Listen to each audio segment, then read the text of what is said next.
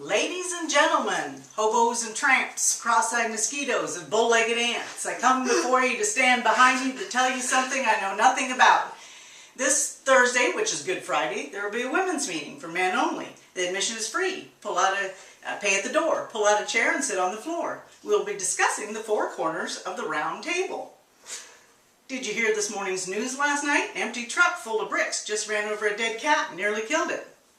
One dark night, when all was bright, two dead boys got up to fight. Back to back they faced each other, drew their swords and shot each other. If you don't believe this lie, which is true, go ask the blind man. He saw it too. You know, I memorized that when I was in the middle school. And the reason I repeated that for you today is because of the importance of remembering Scripture.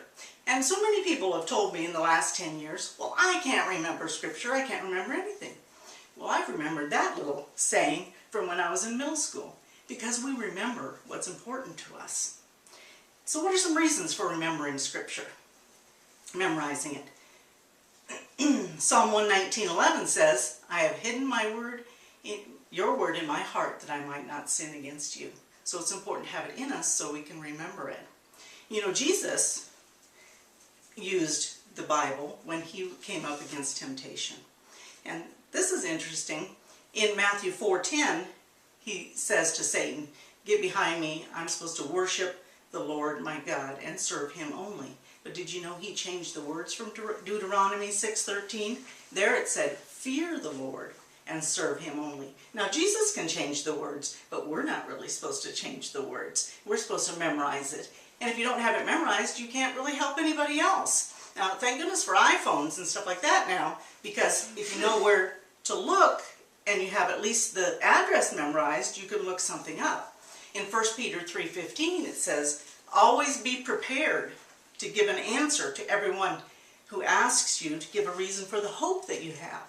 We need to have an answer.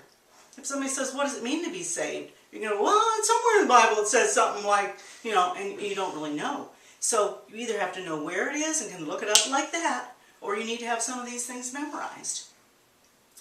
If someone asks you for a clear-cut example of the gospel, you know, in Acts 16, the Philippian jailer said, what must I do to be saved? And Paul said, believe in Jesus Christ and you will be saved.